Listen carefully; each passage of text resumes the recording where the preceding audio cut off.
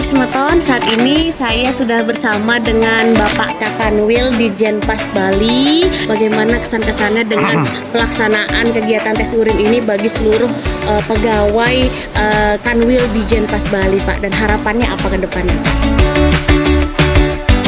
Harapan kami sebetulnya ini adalah bentuk komitmen kami, integritas kami dalam rangka memangkas dan menjadikan ketauladanan. Dari kamilah harus mulai komitmen untuk tidak menyalahgunakan narkoba. Dan mudah-mudahan sekanwil di Jenpas Bali nanti kemudian kami lakukan upaya yang sama. Mudah-mudahan sinergi yang luar biasa, kemudahan-kemudahan untuk kami bisa mewujudkan integritas dalam rangka bersih dari narkoba terwujud.